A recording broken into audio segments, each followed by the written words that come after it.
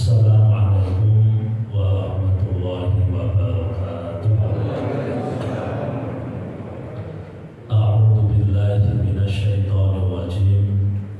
Bismillahirrahmanirrahim.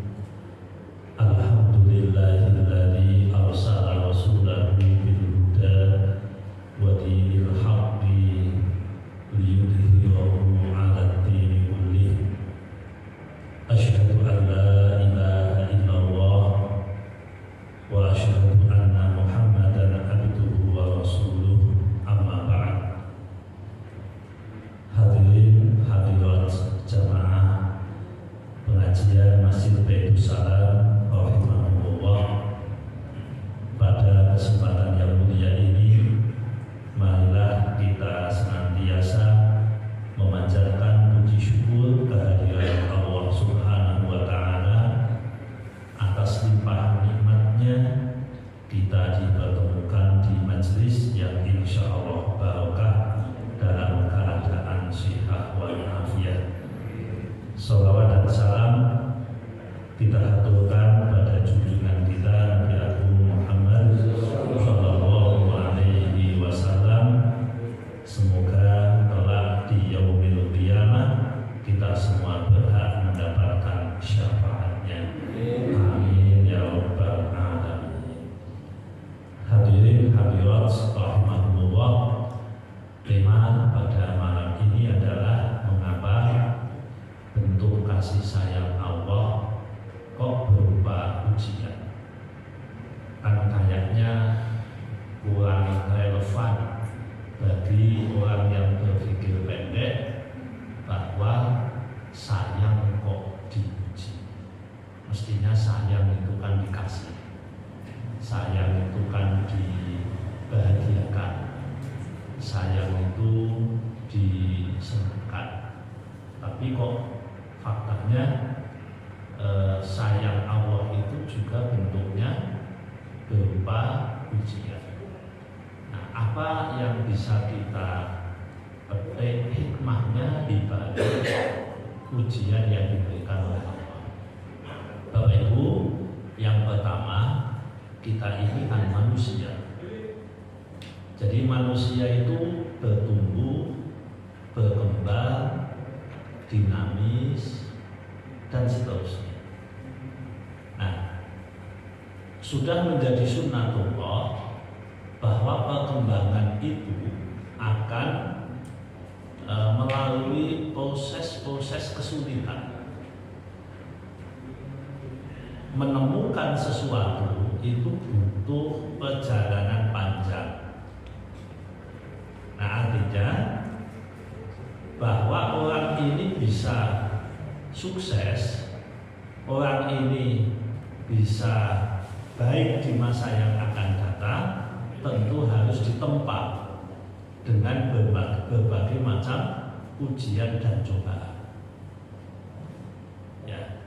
Oleh karena itu, yang bisa kita petik dari kenapa wujud kasih sayang Allah adalah bentuknya cobaan, sebenarnya justru untuk menguatkan manusia itu sendiri. Untuk menguatkan manusia sendiri. Orang yang pernah belajar bela diri, orang yang pernah dididik dengan keras, dia tahu kenapa orang disuruh jalan kaki 100 km. Karena dia akan menghadapi perjalanan yang panjang. Sehingga diharapkan dia punya kebugaran yang baik, dia punya fisik yang prima, sehingga menghadapi tantangan itu dia mampu, dia bisa. Kita bisa bayangkan, ada satu organisasi mau naik ke puncak gunung Mount Everest umpamanya. Lalu pelatihnya itu kan pelatih yang sayang, pelatih yang kuat, yang hebat. Ya dia lakukan apa? Kamu harus berjalan sehari selama 3 jam tanpa henti. Kenapa saya harus disiksa begini? Bagi orang yang uteknya cupet. Tapi bagi orang yang paham, ini mempersiapkan untuk sesuatu yang akan saya capai. Karena saya akan mencapai semua ini, kepuasan, kesenangan, popularitas, ya dengan melampaui puncak gunung Everest, umpamanya seperti itu. Atau mungkinlah yang kemarin ada pertandingan badminton, sepak bola. Itu orang yang badminton, orang yang sepak bola, itu sehari bisa 4 jam dia berlatih, bisa 6 jam. Latihan fisik lah, latihan mental lah, latihan ini, siang-siang disuruh panasan dan sebagainya. Orang yang memahami yang seperti itu, dia tahu bahwa pelatihnya itu justru menyiapkan dia untuk menjadi sukses. Dia tahu bahwa pelatihnya, orang yang ada di situ, dengan kerasnya latihan yang diberikan itu memang untuk menjadi manusia sukses, ya jalannya begitu. Jadi jalan itu udah jelas Bapak Ibu. Jalan menuju atas itu tetap naik. Ya, jalan menuju atas itu naik, baik naiknya manual atau naiknya ditarik atau naiknya apa, tapi yang jelas mau ke atas ya naik. Ada bisa mau ke atas kok kita tuh.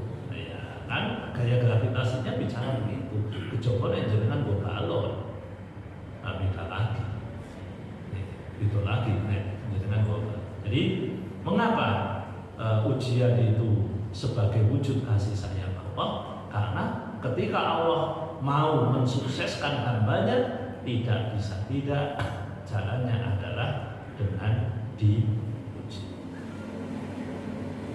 Terus kemudian Bapak Ibu, umat Islam itu memang didesain oleh Allah untuk kuat zahir batin. Orang mukmin itu kuat zahir batin.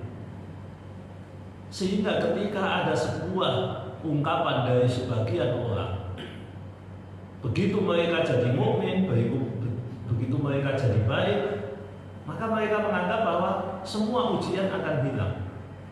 Maka mereka menganggap bahwa hidup akan nikmat, hidup akan menyenangkan, hidup bagaikan di surga. Oh tidak, gitu. Di surat Al-Ankabut Allah sampaikan, ahasiban nasu ayyutraku ayyakunu amanna wa hum la yuftanun wa laqad fatanna alladhina min qablihim fala ya'lamanna Allahu alladhina sadaqu wa la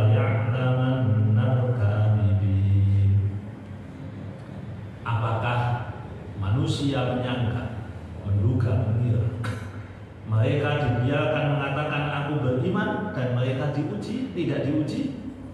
Nah, jadi ada prasangka sebagian hamba Allah, kalau dia mengatakan aku beriman, mereka tidak diuji. Salah paham ini.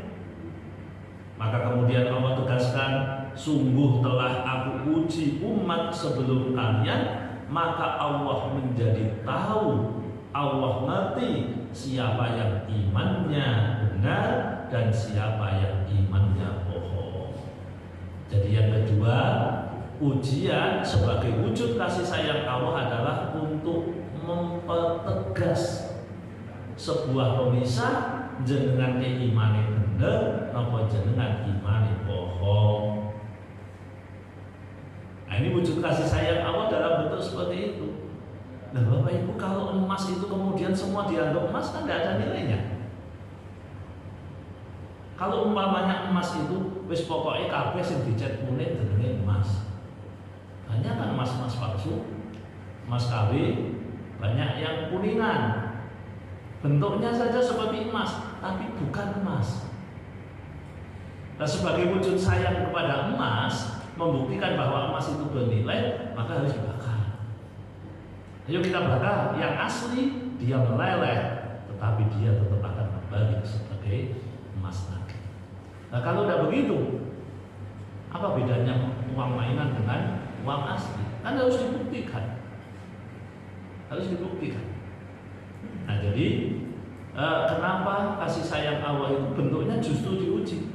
Untuk menjelaskan, jenengan kita nangan pola. Diuji betul. Jadi ojo nganti podo wong sing mboten tenanan, wong tukang ngapusi, kalau wong bener kok podo, tidak bisa. Lah bener iman itu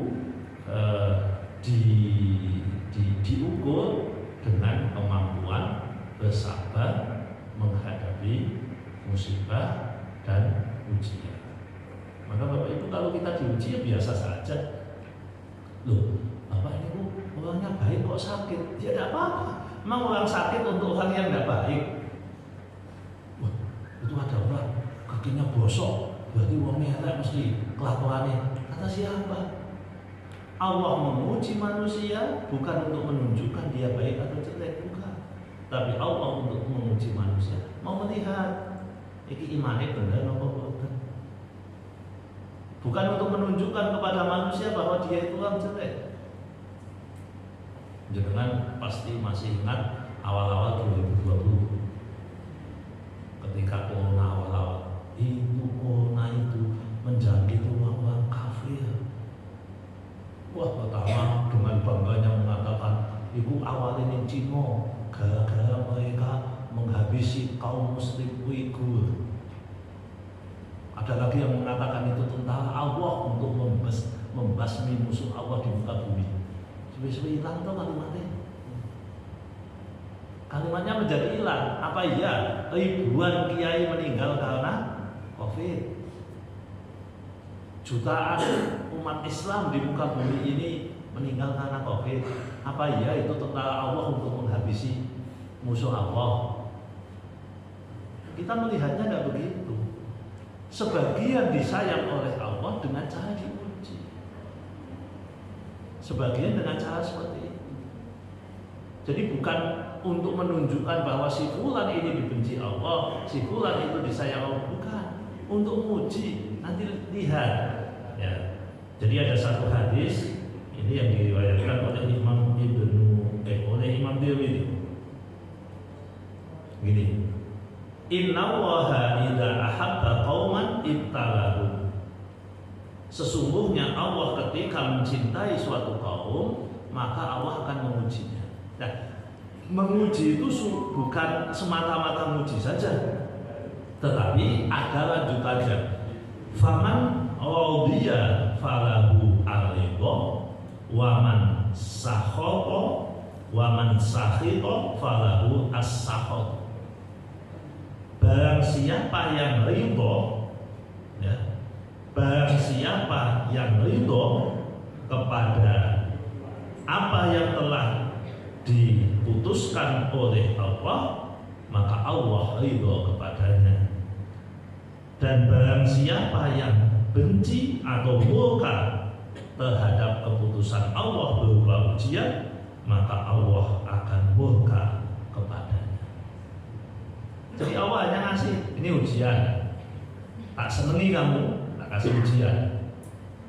Tapi habis dikasih ujian kok dia benci, jengkel, tidak ridho. Kecintaan Allah berubah menjadi benci.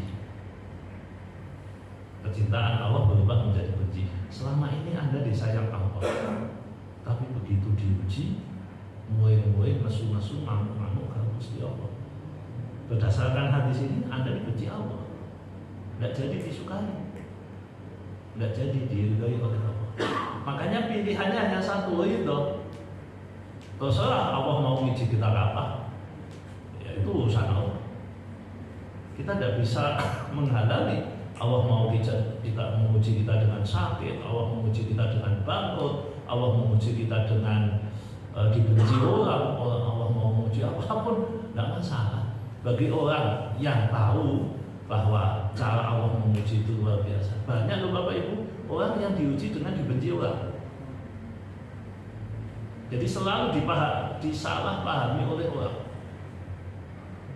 Makanya kan kita kalau melihat orang baik, kemudian orang ini soleh, orang ini alim, lalu dia dibenci banyak orang. Kalau kita sih melihatnya bahwa ini cara Allah menguji, ujian dia adalah dengan dibenci orang.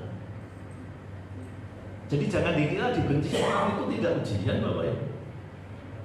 Diuji itu ujian. Maka kalau mohon maaf ya, saya berkali-kali menyampaikan kita tidak bicara politik praktis, kita tidak bicara ini dan itu. Kalau ada seseorang, saya tidak usah sebut nama, orang ini karena mungkin ya ada adu politik, ada kekuatan-kekuatan ini, lalu dia dibenci. Dan kemudian sesudah dibenci, dia dikesankan jelek, dia diberikan label yang tidak benar, dia diviralkan sebagai orang yang jahat dan seterusnya. Mungkin orang yang nggak paham dia akan segera memvonis, mengikuti alur beritanya, mengikuti alur cerita yang dibikin oleh sutradara dan sebagainya. Tapi bagi orang yang paham, dia akan melihat nilai husnudzonnya. Berarti Allah sedang menguji dia dengan dibenci oleh banyak orang.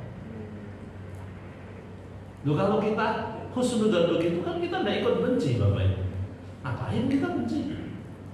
Urusan apa kita benci pada dia? Kalau dia ridho terhadap apa yang Allah pujikan itu, Allah ridho kepadanya. Jadi kita dalam beragama itu kan harus melihat sesuatu itu kan secara menyeluruh, secara utuh, secara positif dan seterusnya.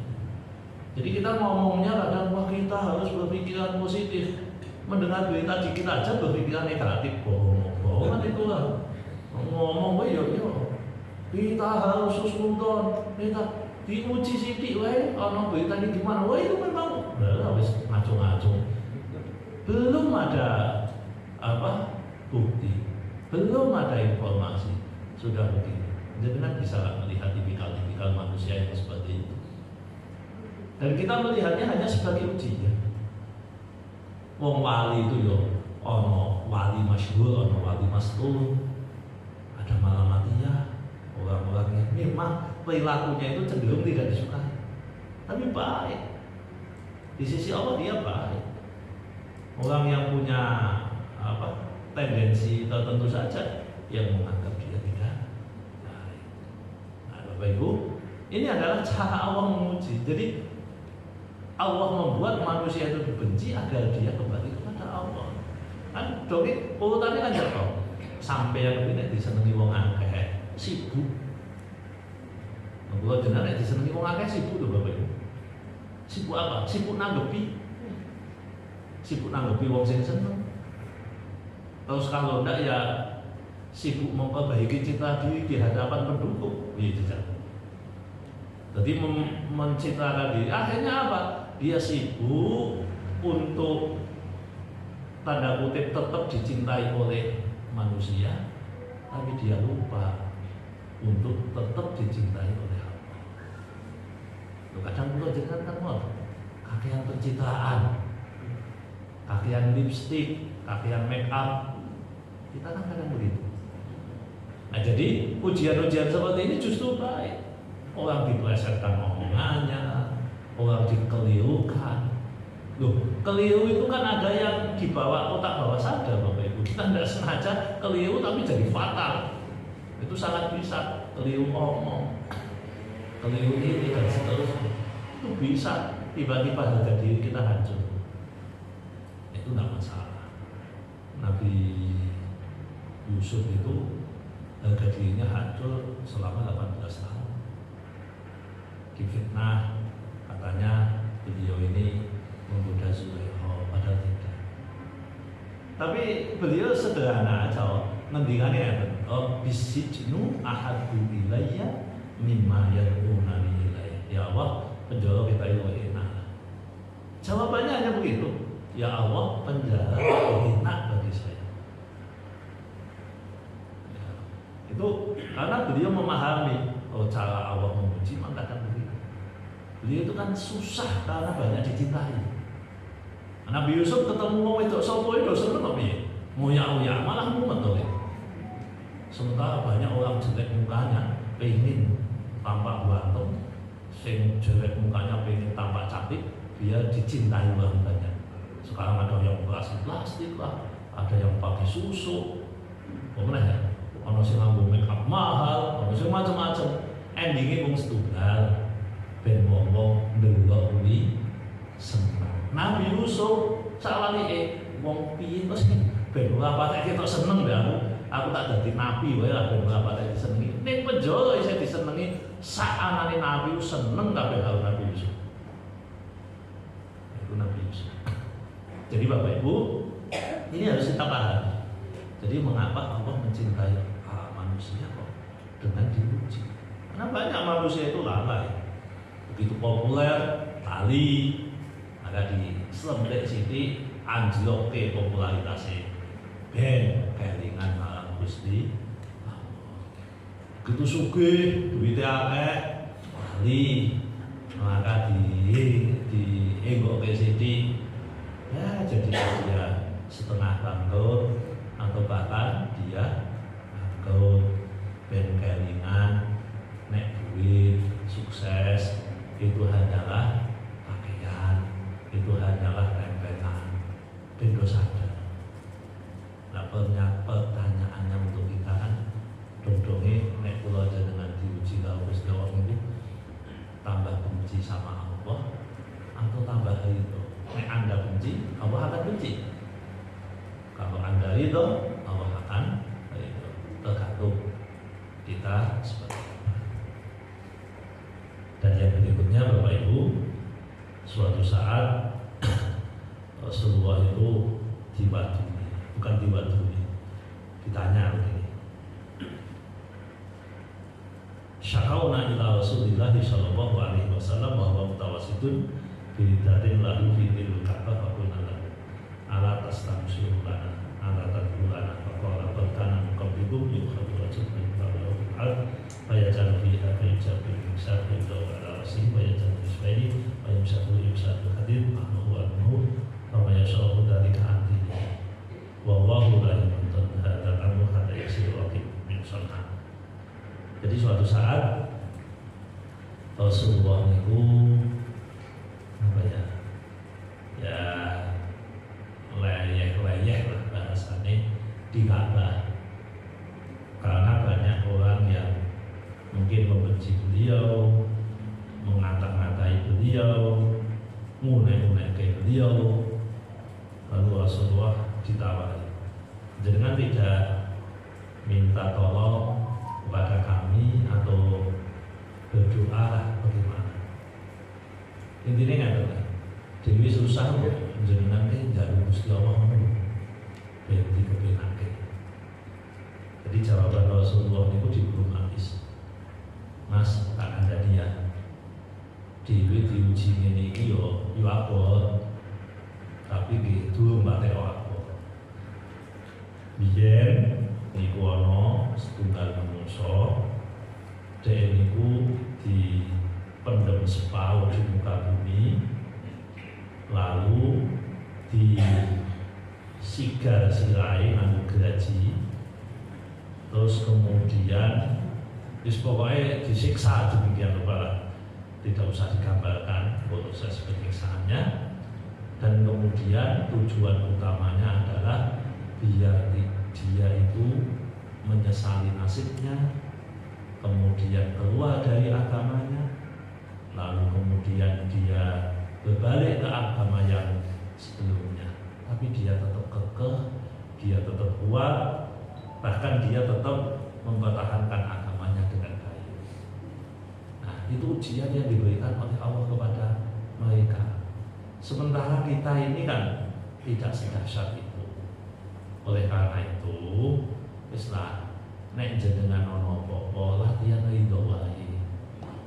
Latihan nampa, latihan berbaik sangka kepada Allah.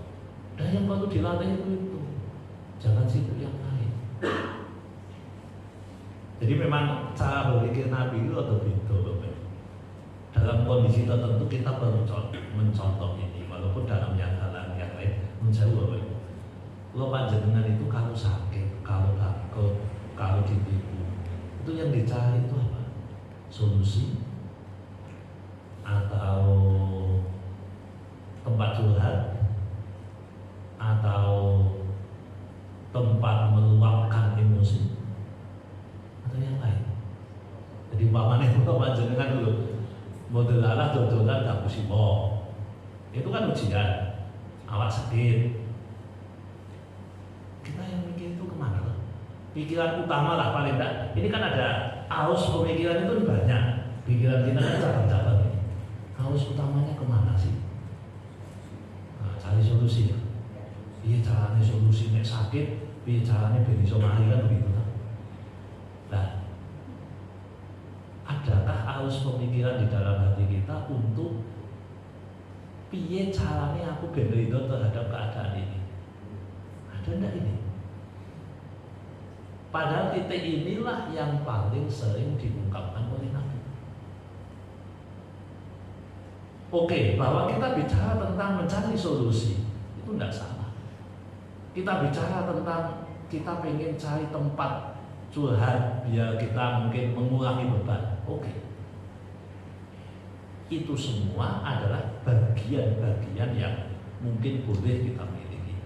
Tetapi ada poin penting yang sering kita lupakan, yaitu kita mencari cara agar kita itu ridho terhadap keputusan Gusti Allah yang telah terjadi. Karena dengan ridho itu curhatan kesampaian kepada Allah dan kemudian solusi akan dimunculkan pada waktunya nanti. Orang ahli fisika mengatakan dunia itu tidak setuju dengan kekosongan. Kalau kosong mesti diisi. Kata ahli fisika. Jadi barang ini kan siklus itu akan terjadi pada apapun. Bahasa Quran wa tilkal ayyamu nudawiluha bainan nas. Demikianlah semua itu akan saya pergilirkan. Jadi kabeh nunggu giliran mau. Kadang isi kadang kosong kan. Begitu. Ya memang manusia akan begitu kan. Nah, yang lemah di sebagian kita, sebagian ya tidak semua, lemah di sebagian kita itu ketika kita mendapatkan ujian, musibah dan sebagainya, kita melupakan hati untuk berlatih ridho, berlatih husnudzon, berlatih meyakini bahwa ini yang terbaik. Ini longkong aku banget. Begitu kula panjenengan ditipu 50 juta, ya Allah inilah yang terbaik yang telah Engkau berikan kepadaku. Aneh lepol. Sing pertama kan ngamuk sih. Aku kudu ngamuk sih. Itu rasa ono bajing-bajinge barang tuh. Macam-macam. Ya itu kan bentuk dari ungkapan emosional tadi. Oke lah manusiawi seperti itu. Tapi jangan dijadikan faktor dominan. Faktor dominan ini, ya Allah, kejadian ini sudah terjadi. Engkau yang merencanakan, rencanamu pasti teliti dan pasti ada sesuatu di balik ini. Ya Allah, berikan kemampuan saya ridho terhadap kejadian ini. Kita sing ngono kuwi ra pakai. Kita malah tidak terpikir jelas. Kita ini dua gewo malam ini kok. Jadi selama ini tidak pernah dua gewo ono konsep begitu itu. Padahal setahu saya itulah yang diajarkan.